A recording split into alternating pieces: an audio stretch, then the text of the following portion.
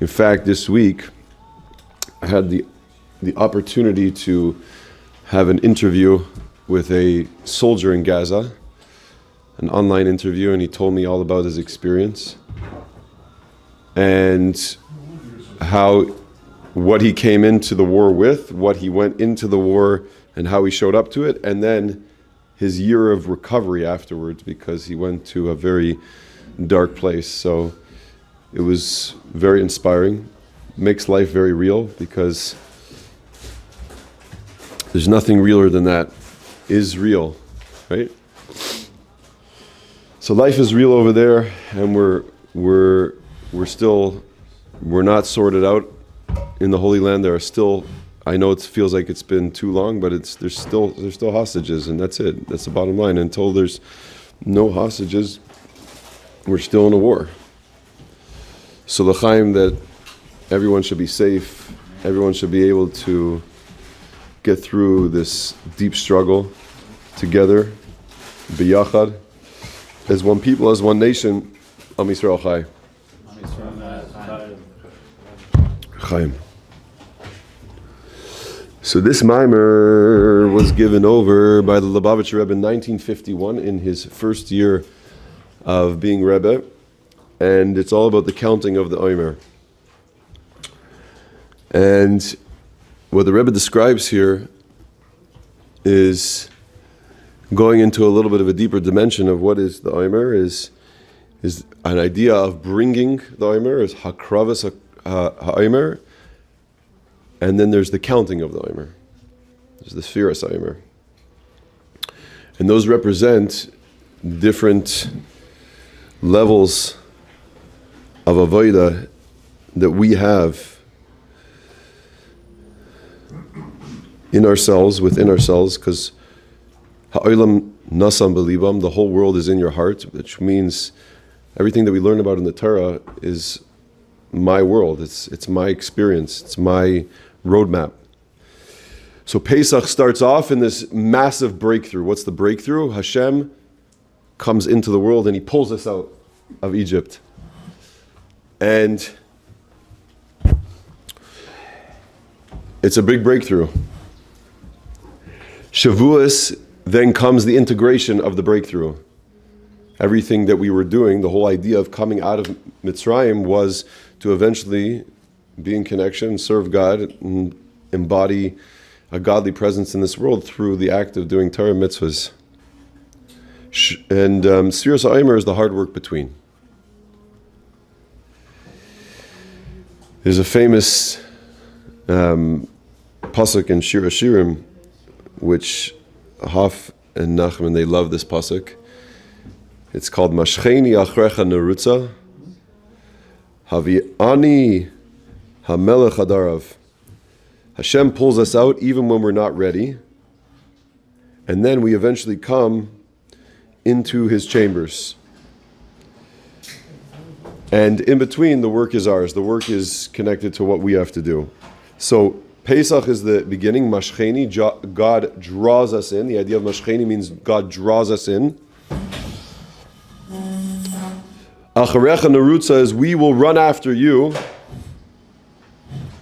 meaning we will run after God. We, plural. Mashcheni is singular.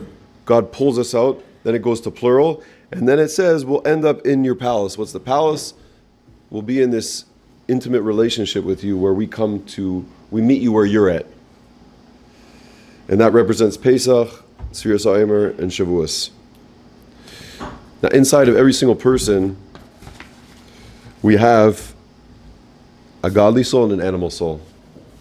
If you haven't heard, that's the news. It's big news. Pesach, the godly soul gets a wake-up call. And it feels, as the Rebbe says over here, a hazaza, a shake-up. Right? The Jews were in the 49 levels of impurity in Mitzrayim. God comes down, Aniva loy malach, He comes down and He pulls us out. And it shakes up the godly soul. Come out of Mitzrayim, and we see that we get to the Yam Suf, we're about to like really go into a very connected place with God, but then we see that there's this sea in the way. And the Jews start freaking out. They form 4 different camps. One camp is they want to daven, one camp is they want to fight the Mitzrayim, one camp is they want to jump in the water, and one camp is they want to go back to Mitzrayim.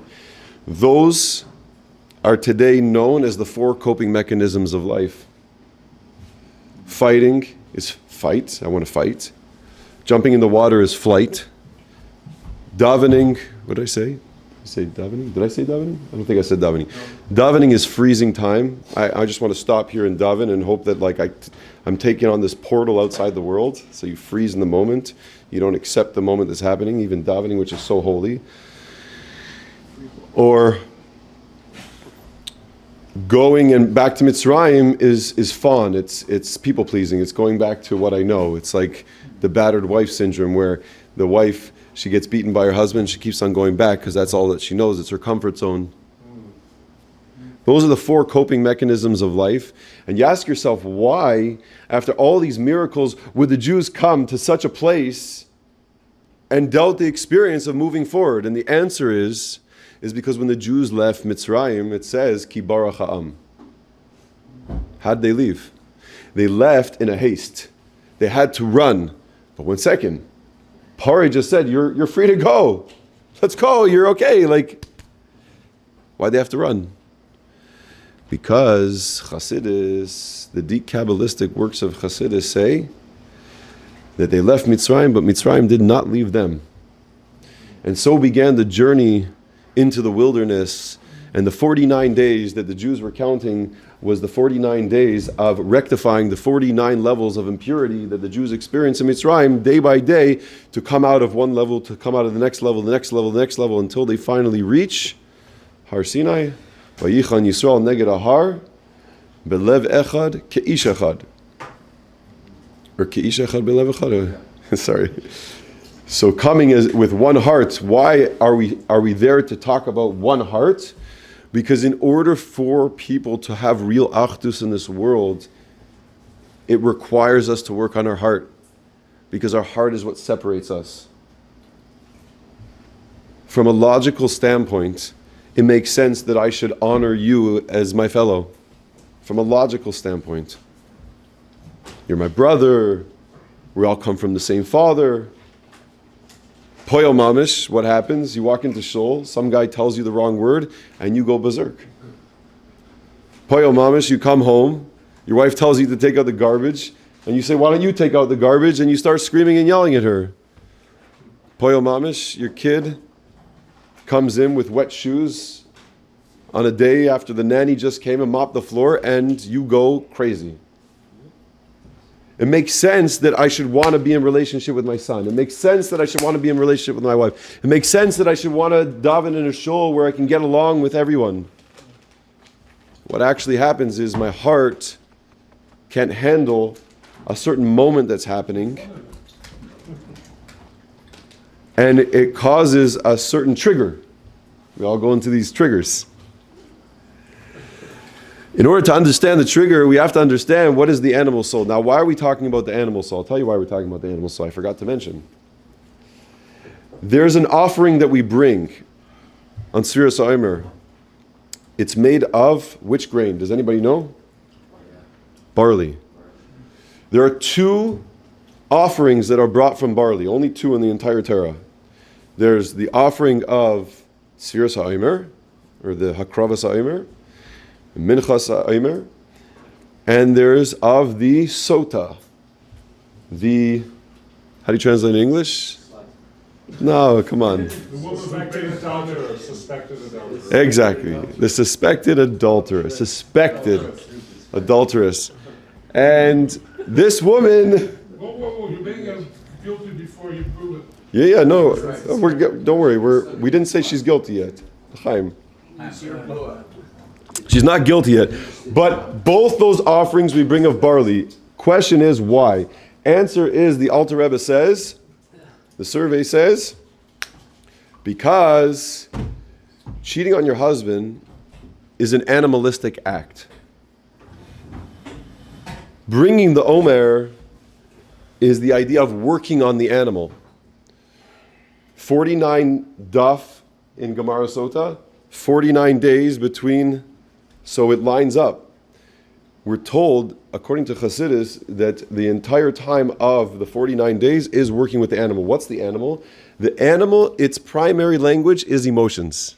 If you think about the structure, the physiology of an animal walks on all fours, and here's the head, and here's the heart, and we know that the heart is stronger than the head. It is. When you get triggered, you lose yourself, and even though you can try to make sense of something, it doesn't make sense in that moment because you're yelling at your kid already, and you already lost yourself. Because emotions are always stronger. For animals in general act on two things: survival and instant pleasure, instant gratification.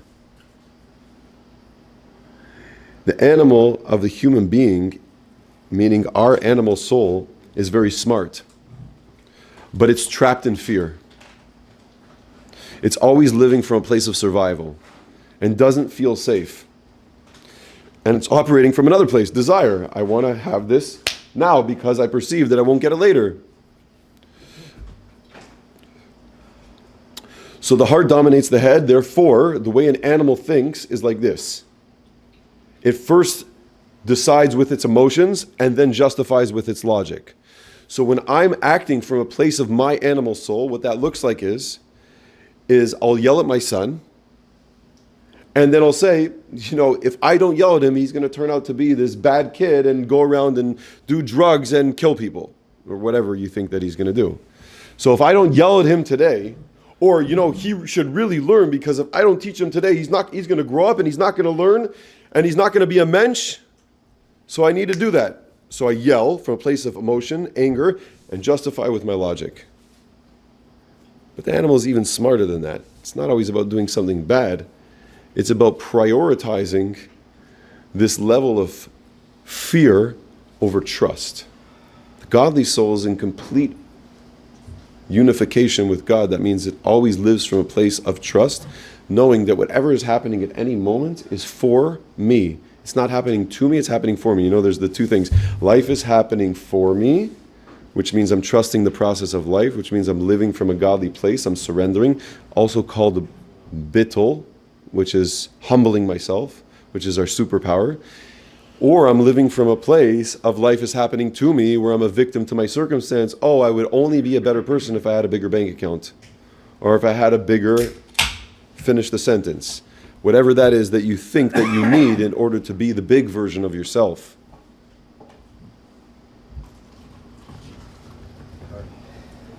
But the goal is not to kill the animal, it's to refine it. Because the animal has a great superpower. The superpower of the animal is if you jump on the back of a horse and you say, I want to go to Ottawa today, this for example, or today you have a car that has horsepower, you can get places much faster harnessing the power of the animal. You can ride on the horse and get there instead of you walking or even running yourself. It says, Rav Tvuis B'koyach Hashor, I can plow an entire field with the power of an ox. So the animal offers something that the godly soul doesn't have. The godly soul does things slowly. It's very much aligned with what God wants, but it's slow, it's calculated. And so it says that the godly soul comes down into the world to work with the animal soul so it can accomplish something more than what it came down here for. Someone under the table? Oh, sorry, it's the crackers. It sounded like someone was under the table. Yeah, exactly. Without the animal soul, you don't have any passion in life. With the animal soul aligned to who you are, to what it's meant to be here for, you can bring Mashiach. It says the neshama comes down into the world. Haneshama yeredes b'soif haguf. Yerida zu l'tzarach aliyah. The neshama comes down to the world because it needs to go down to a place where it could come back to an even greater level of relationship. So the animal is what helps it get there.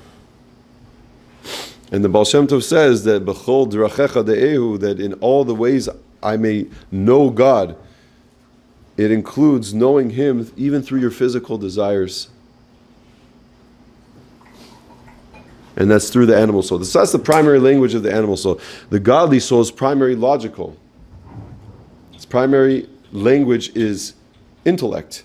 Intellect is what allows us to go above a situation, to become the thinker of my thoughts, to be able to see myself outside myself, to have a meta view of the experience of life, to be a guy who can think outside the box, who can reach above for something above me, conceptualize things. And then what we're supposed to do is, if we meditate enough on godliness, and we have the meditations, and we talk about the intellectual ideas of godliness, where we go through davening, let's say, and we're davening Psukkei de Zimra, and then we come and we're going into different levels, into the brachas of Shema, and then we're right there next to God.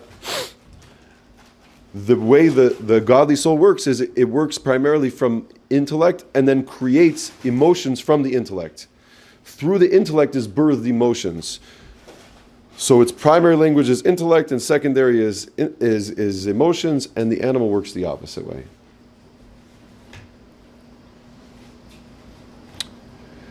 So what happened for the Jews is when they left, the reason they needed to run away is because if they didn't get out of there, they would have been stuck forever.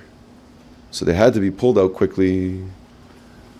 But when they got to the sea, their animal came out strong, and their animal said, hey, we can't trust this process. Like, who knows what's going to happen over here? Let's go into a survival mode. Let's try to figure this out. And all that stuff that happened, okay, it was nice, but who knows? Maybe God's not going to come back, and maybe He's just, was performing some miracles, and we're stuck here on our own. This is our own thing. And so the nefesh of Bahamas, the animal soul, pulls you right back into your old habits. That's what it does. That's what its job is. As they say, vision without action is a form of hallucination. So there needs to be that process of integration. There needs to be, okay, I went out of Mitzrayim, now I have to start working the Mitzrayim out of me. So that's the process of Sefiras Haomer. That's what we're doing.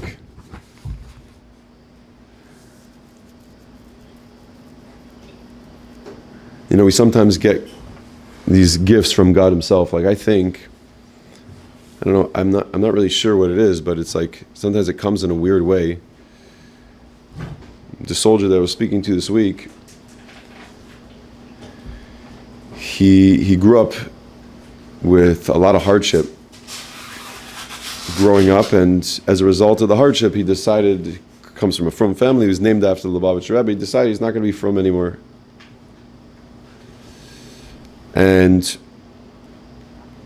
he decided that he's going to go and do some healing work. And this was in 2022. Comes 2023, and he's like feeling good about his life and slowly making his way into like real relationships with things, slowly embracing a little bit of Hashem. And then October 7th comes, he has to go to war, and he was part of one of the units that would go and rescue and pull people out of Gaza. He was pulling some soldiers out that had their legs blown off. He actually saved these people. They're still alive today because of him. And there was one point where a tank blew off, like it blew out, it shot out a bullet, I don't know what, whatever. The tank shot its explosive thing, and he froze in that moment. Like, he thought like the explosion was coming his way, and he thought he was going to die. And it right there and then, godliness got downloaded into his experience. It's like he was touching death in that moment. And when you touch death, life becomes very real. It's like automatic. It's like a switch.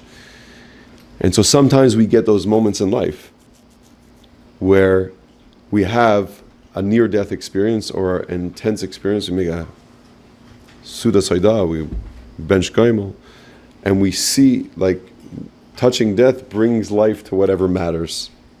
So it can shed away a lot of that stuff, and that's a big part of what happened. There's a lot more to the story. But sometimes we get those moments in our life. So the Yidden in Mitzrayim, they had God pull them out, and they saw God for a moment. But now after that event, I got to learn to keep that my message. I gotta ground it. I gotta anchor it. It's got to become a part of my world, because it was just an event that happened. It was like a gift from above. Now you got to go do something with it. So we get these moments where the soul gets affected. It wakes up. But the animal says, don't be so frum. And it keeps you stuck in this world. So if I'm waiting for someone to save me, in the end of the day, when do we go into a place where Hashem is saving us? When we're in Mitzrayim. And then Hashem saves us. So victim mentality is, come save me. After you get out of Mitzrayim, after you become a conscious individual, which is this perspective shift, which can happen in a moment. Sometimes it just takes a moment. It just takes some real experience. Then I'm no longer focusing on God saving me. I'm saying I want to have a relationship with you. And how do I have a relationship with you? Well, I got to work through all the stuff that's blocking my heart from really feeling you in my life right now. And what is that? The animal, because the animal is very much tied to this world. I was working with a gentleman today, and I asked him to say something over the Zoom call. Whatever, I was asking him to tell his little boy, his inner child, it was a process, and say, because he thought he had to be perfect in life. He came from a family, one of 16, and he thought, I have to be perfect in my life, because that's the only way I'm going to get attention, if I'm being perfect. So whenever he does something and he puts something out in the world, he doubts himself. Like, what did I just do? What did I just say? So everything has to be perfect. So he was feeling this anger in his forehead, and I'm like, yeah, because all the stress is on you thinking how to do this right and the pressure to be perfect. And I said to him, I want you to tell your little boy right now that you don't need to be perfect. You don't need to live from that survival mechanism anymore. You can let go. And so he said it, but then he started shaking as he's saying it. I'm like, okay, now I want you to say it, and I want you to bring it into your body by not moving, like really presence it inside yourself, because the godly soul doesn't move, it's presence. The godly soul is presence. The animal soul is always moving. It's trying to escape the moment. So he said it, and when he said it this time, boom, it cracked him open, like emotions started coming.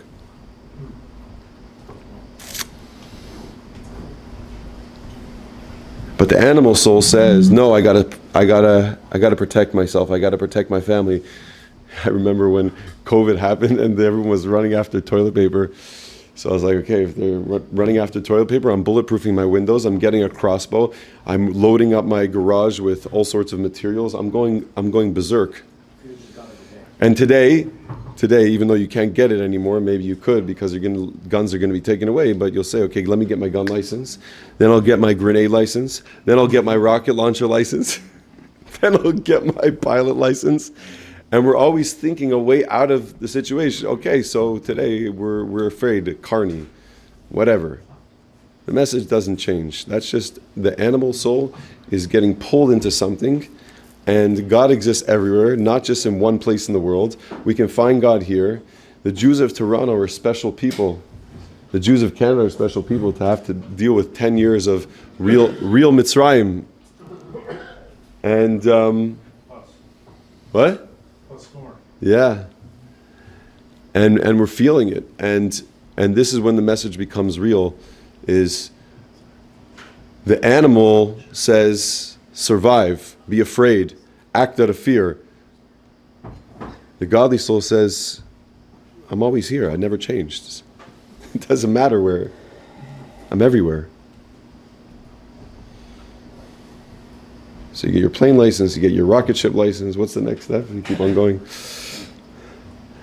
So there's the bringing of the Haomer, and then there's Hakravas Haomer, and there's Sefiras Haomer. The Hakravas Haomer symbolizes the idea of bringing the Haomer of a shift in perspective.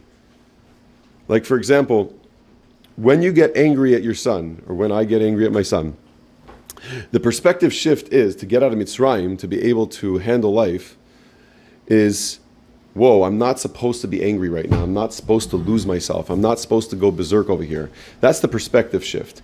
That's the first step. Everyone has to start doing that step in their life. When you get triggered and you justify why you act like an animal, literally like an animal, emotions first, logic second, the perspective shift is the godly soul has to wake you up and say, hey, this is not how it's supposed to be. This is not how you're supposed to act. Because truth is everywhere, not just in certain circumstances. If I'm not an angry person, or I don't want to be, and I want to be a person of love and compassion, then when you get angry, recognize that you have work to do. It's not okay. The only time that anger is justified is when it really is survival. When you need to get powerful in a moment. When somebody's threatening your family or threatening your existence.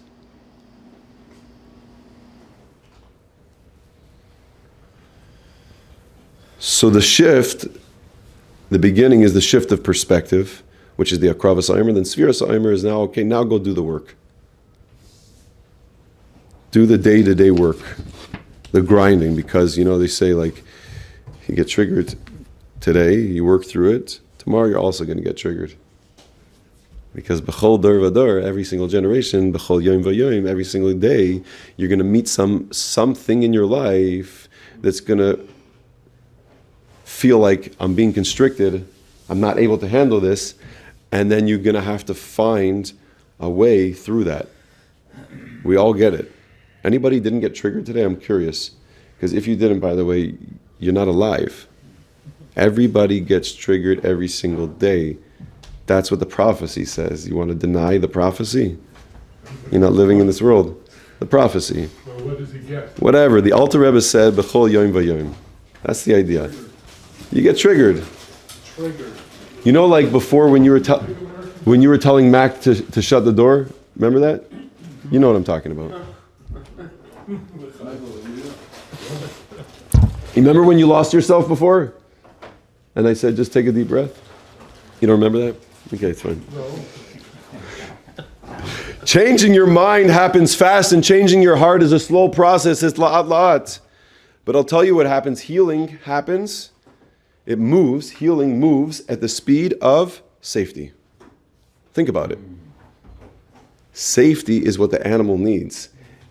If I don't feel safe, then I'm not healed in a moment. So healing is going to happen. It's going to happen at the speed of safety. However fast you can get to a place of safety, and what's real safety? Bringing godliness into your life more, because God controls the entire world. Wake up to the message. If you can't wake up to that message, that means you're living from survival mode. But again, we all need to feel that, because that's what makes life real. So if the animal soul's in charge, love and passion are hijacked for physical cravings. I need to go eat right now. I need to go rip a doob right now. I need to go for a schwitz right now. By the way, these things can be very good. I'm not, hey. But sometimes maybe I don't need to do those things. Maybe it's the wrong time. Maybe I need to be there for my family. By the way, I'm only speaking about myself. I'm not talking to you. If you're getting offended, it's... So when love and passion are hijacked by physical cravings, guess what happens? My addictions deepen. And you bond to the wrong things. You have a certain iskashrus, a deep connection to the material instead of God. That means your animal's in the driver's seat right now. Now, don't be down on life. The animal soul came into the body first. It says, that the animal soul comes first and the godly soul comes second. According to the Tanya, it says v'nefesh hashenis, the second soul. Why does it say the second soul? What do you mean the second soul? The godly soul, that's who we are. What do you mean? No, you're also the animal soul. And the animal soul comes into the body first. You know why the animal soul comes into the body first? It's part of the process of life. In order to find God, you have to lose a sense of connection to God in a certain sense. And you need to start life by being primed for survival, because otherwise you'll just want to jump back to God. So the godly soul has to come down in a slower, gradual process. It finally hits a bar mitzvah, and that's when we're mechuyev in mitzvahs. That's when we really have to make the real big decisions where we're going to fight a war. Only at 13. Before then, you're not mechuyev in mitzvahs. Now you get certain parts of your godly soul downloaded by like age 3 at the upsharners and so on and so forth. But mostly you're wired for survival. So now, if your parents were good at dealing with survival, and they brought a lot of godliness into the house, not in talk, but you felt it, because kids experience life from emotional frequencies. They don't give a crap what you say. Like, you could say whatever you want. Your kids have antennas for what's going on emotionally for you underneath what you're saying.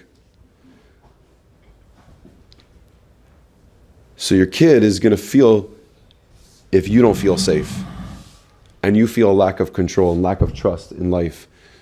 When you're checking the news and wondering what's going on and blah, and freaking out, and then you say, oh, that's terrible, Hamas is this, and okay, that's true. But also, what are we doing about it? Like, are you just watching the news and seeing every clip and, oh, did you see that clip, and passing it on to this WhatsApp group and that WhatsApp group? Or are you doubling down in your own spreading of the light and teaching your kids to have a certain trust in the process of life? Or are you getting your gun license and your rocket launcher license and fine, you can get it. I got the crossbow. I did it. Whatever. I'm with you guys. A tank. Gotta get a tank in the backyard of Base Franklin. No more cop cars in the front to deter the... We have a tank. Yeah, and it gets bigger. But Chassidus explains like this. When the cravings become the identity of a person, when the cravings become, which are the animal soul operating in the driver's seat, it becomes a soul bond with the craving itself. Which means that really what the animal wants, in the end of the day, is it wants spirituality, it wants God, but it doesn't know how to get it. So what does it call? It says, I want safety. Well, why do I want safety? Because if I could feel real safety from God, then I wouldn't need to search for all these things. So I'm searching for safety. So the animal's trying to find a way back to a place of safety where it can feel connected, that I'm okay, things are okay. Spirituality says, I'm okay, things are okay everywhere. That's what spirituality means. It's not limited to time and space. You guys understand what I'm talking about, or you're sleeping over here? We need a little break over here, or is it too much? Spirituality says, I'm okay, life is okay, the circumstance is okay, because it's not limited. Spirituality can't be limited by a physical form. It doesn't matter the physical form that it comes in. So spirituality means that I can feel okay for a moment. What happens when the animal soul is in charge? It wants a piece of meat. And in a moment it eats that piece of meat, it feels, geschmack, I feel okay. I can distract myself from my bank account right now. I can distract myself from my sexual desires. I can distract myself from my crappy life, or I can distract myself from the guy telling me off today. I can distract myself from what's going on in the world that I don't feel safe about. So it goes after the physical comforts, those desires. Why? As an attempt to come back to safety, as an attempt to feel good, as an attempt to reach for spirituality the only way it knows how to get it. So all addictions in the end of the day are spiritual cravings.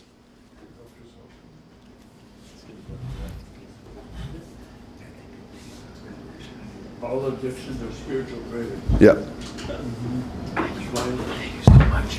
Yeah. You want me to explain that one? Let's go.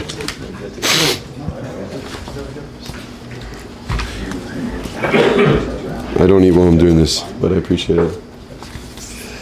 So I knew you were going to ask that question, so I prepared this excerpt from a different mimer. The Alter Rebbe explains. Sorry, what was the question? I'm sorry. Why are all addictions coming from a spiritual craving? Oh.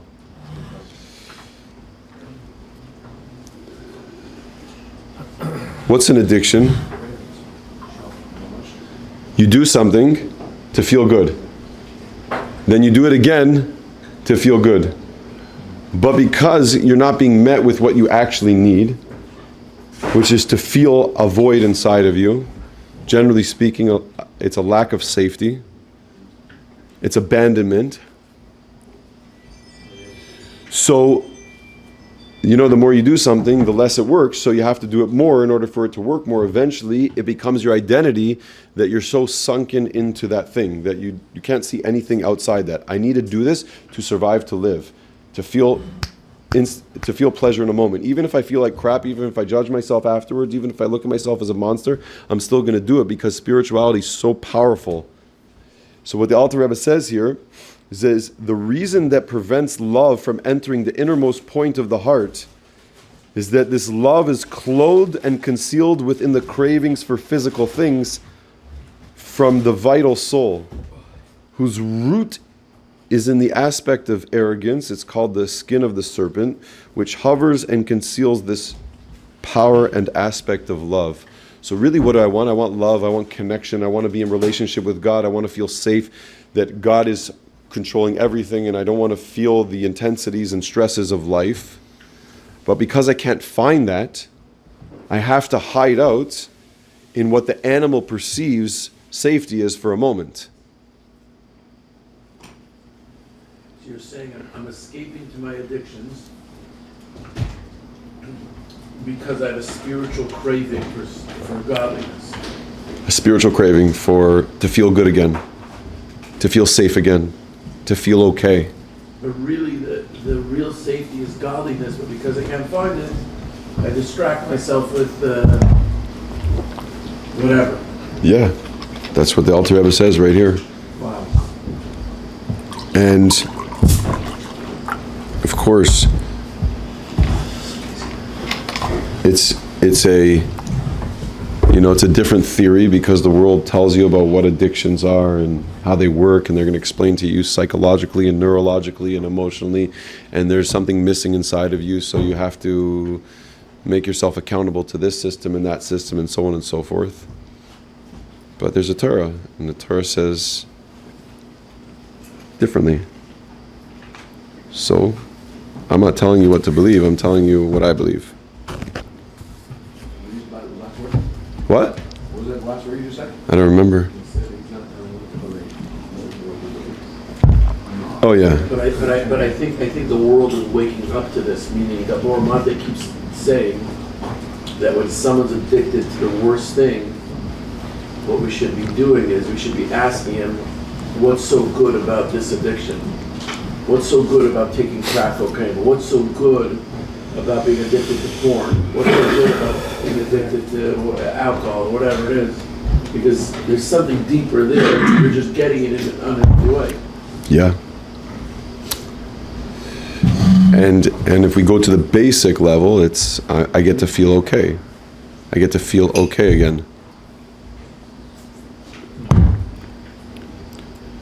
I don't feel okay. So if I don't feel okay, I need to escape the situation and do something about it.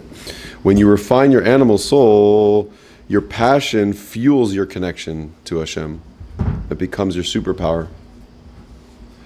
It says that Esav represented the animal soul, and Yaakov represented the godly soul.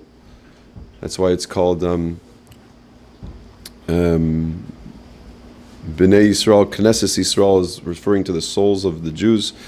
Yisrael is the name of Yaakov. That's the soul of a Jew. And Esav represents a higher power which comes from the world of Tohu, the world of chaos, which is the unharnessable energy, the intensity, which is why really Esav was stronger than Yaakov. But and Yitzchak saw the potential in him. He wanted to give him the bracha, but in the end of the day, he was not able to handle that intensity and to channel it. But we have a Yaakov and we have a Esav inside of us. That's the godly soul and the animal soul. So when we learn about Esav, we're learning about ourselves, part of ourselves. When you refine it, emotions are going to serve as truth instead of fear. So I'm going to accept the emotions that I'm experiencing right now. When you act from an emotional place, you're acting from a place of fear. You're acting from a place of, I can't control the situation. I don't know what to do right now. This is nuts. This is crazy. And you start going berserk, and then eventually you just pop. Whether you shut down or you get angry, you get powerful. And it's scary. In other words, just to understand, when I have a craving, what I'm really after is safety. I go to the internet, I go to my favorite addiction in order to get safety, or in order to distract myself so I'll feel safe. But in that moment, it's really a moment of godliness, that I could just go to godliness instead of that. That's what we're saying? Listen, you could just go to godliness. That's the perspective shift, but you can't just go to godliness. You have to, Why not? because there's 49 days of the Sefiras, and you got to work on your animal. It's real work. It's not just going to God. Going to God is a spiritual bypass. It doesn't work. It's quicker to get your fix through like a website. It's quicker to get your fix through a joint or a drink. Yeah. And what's the fix? The fix is I get to feel okay for just a moment. That is everything. It says that all these things, these klipas, so to speak, come from a world of what's called, or a level which is called makif, which is, it's like above. It can't penetrate the world, which means when you have a joint or when you have a cigarette, you feel in a certain sense like you're escaping the circumstance. Like you feel like this, everything that you're experiencing just now when you had that joint or you had that cigarette, it doesn't exist anymore. In this moment, it doesn't exist. It means I'm transcending circumstance. It comes from a very spiritual place, which is what I'm after. I'm after spirituality. I'm after the level of being able to rise above my circumstance and say, really, the channeled, proper, healthy way is, whatever I'm dealing with is okay. I'm okay. So I can transcend the circumstance and still be okay. The fake way of doing that is using something outside of me to transcend the circumstance to be okay. It's like sedating an animal. Yeah. It's going to wake up eventually. It's like giving melatonin to your kids. There we go. Okay, stop. You need to give melatonin to your kids. What? You can't live without melatonin. Yeah, don't worry. Yeah, I need to give melatonin to myself. But sedating the animal, or just like smoking yourself retarded, drinking yourself retarded. Like I need to be so out of my mind because my thoughts are so painful. My circumstance of life is so painful. So I want to live in a very spiritual place. But that's fake spirituality. That's not real. We can get there by doing real work on ourselves. The problem is it's tough and it's long. It takes time. And nobody wants to do it. So today, people take medication. And don't worry, medication is more okay than joints and all those other things. Because the doctors said so we need to take them. So instead of jumping out of your circumstance, you're suppressing your circumstance. And that's why most medication, and I'm sorry if I'm offending you, but anything in life that the word starts with anti, just get away from it. I have some antis. I have an anti-Barbara, I have an anti-Leah. I don't need anti-Semitism. I don't need anti-depression. I don't need anti-anxiety. I'm not into it.